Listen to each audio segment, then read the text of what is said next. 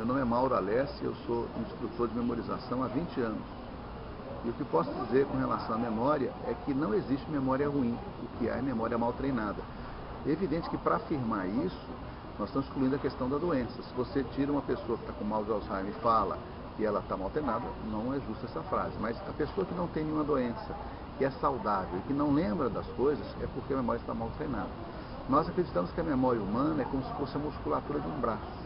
Se você trabalha com esse braço todos os dias, ele fica forte, eficiente. Se você não trabalha, ele fica flácido e ineficiente. Por isso que nos nossos cursos de memorização, quem ensina a pessoa é isso, é a treinar a memória, a procurar guardar mais as coisas, ao invés de ficar anotando tudo, ficar gravando tudo. É muito mais fácil a gente gravar na nossa memória e para que a gente possa mantê-la viva. E você que é concurseiro, o que eu faço para que eu possa melhorar o meu desempenho? Primeiro, entender como é que funciona a memória. A nossa memória ela possui 4 pilares. Sem esses pilares, ela desmorona, ela não funciona. O primeiro pilar é a concentração. O que é concentração? É quando você consegue estar ligado naquilo que você quer na hora que você precisa. Por exemplo, você está agora me assistindo. Se de repente um barulho tirar você do que você está fazendo agora, ou um pensamento de uma prova que você vai fazer, ou de uma conta que você tem que pagar, você não vai conseguir fixar nada do que eu vou falar.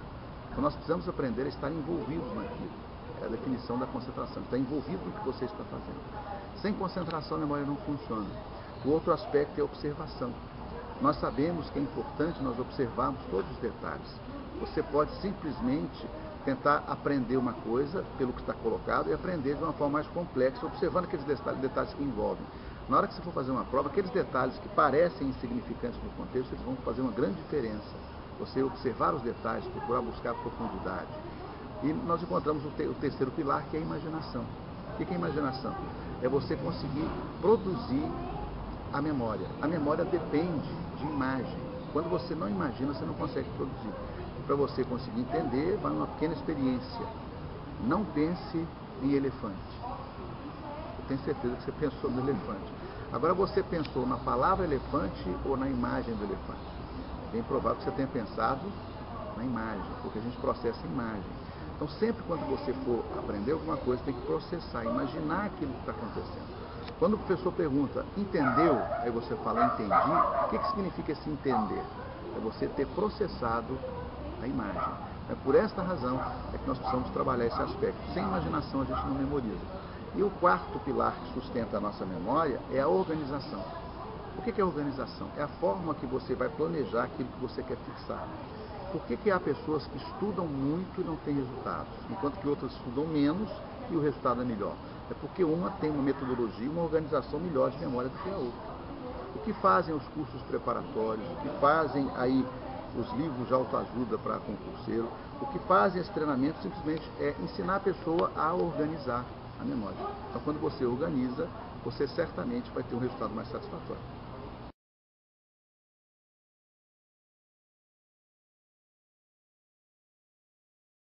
A questão do branco, que é muito comum.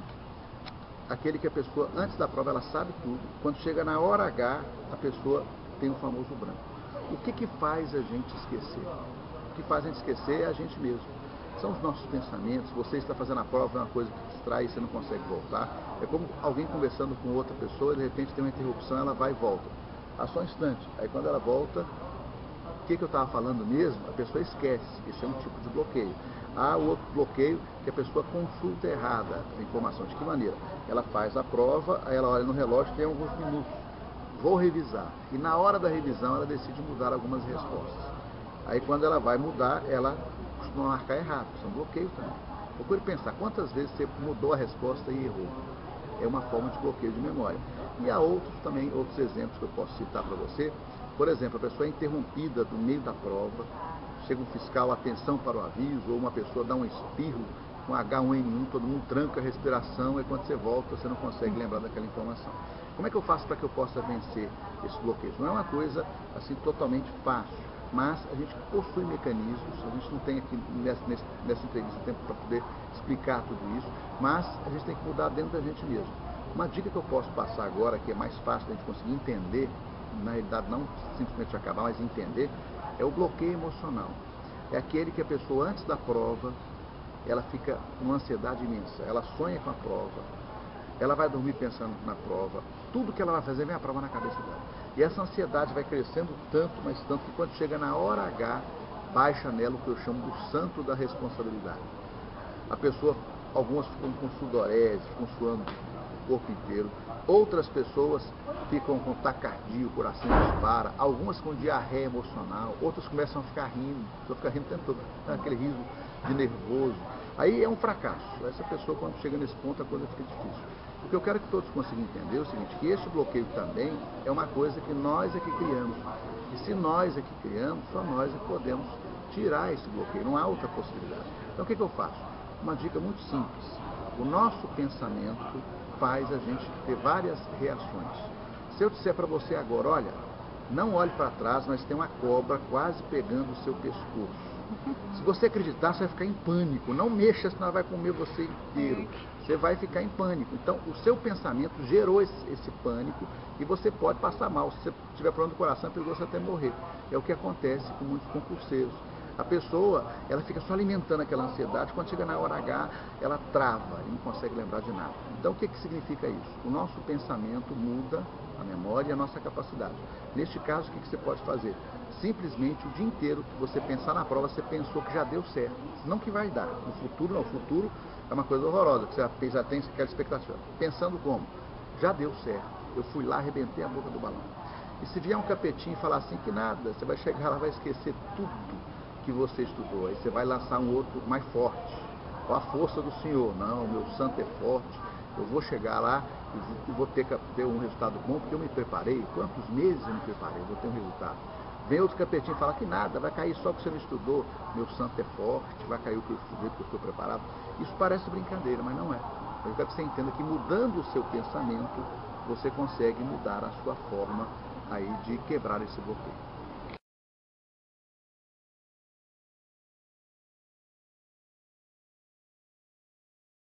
Alimentação e exercícios ajudam a melhorar a memória? Sim, não podemos esquecer que a memória faz parte das nossas funções cerebrais. Se você está bem de saúde, se você se alimenta bem, se você dorme bem, se você pratica atividade física, certamente você tem uma propensão para melhorar a concentração. Não a memória, mas a concentração. Agora você se lembra, eu falei há pouco aqui na entrevista, que a concentração é um dos pilares. Sem a concentração você não tem memória. Então se você dorme bem, se você se alimenta bem, tem atividade física, você melhora a concentração e como consequência melhora a memória. Agora, como é que eu vou pensar nesse aspecto? É talvez repensar a sua vida. Nós brasileiros normalmente nos alimentamos muito mal, nós não praticamos atividade física e dormimos mal também. Principalmente o concurseiro com muita ansiedade, ele vira a noite na balada, quando ele perde a esperança em passar. E quando ele renova a esperança, ele vira a noite no quarto estudando, vira a noite na sala estudando. Mas esquece que o estudo, quando a pessoa está muito cansada, tá, sem dormir, ele não é produtivo. Então, é preciso você se organizar, mesmo que você estude 7 da manhã até 7 da noite, tenha um pouquinho de lazer à noite, durma bem, se alimente bem, para que você tenha concentração. Não adianta nada você trabalhar só quantidade. O que vale hoje para você ter um resultado não é só quantidade, é quantidade, porque os concursos exigem isso, infelizmente, mas quantidade com qualidade. Para ter qualidade, você tem que dormir, tem que se alimentar e tomar cuidado com a atividade física.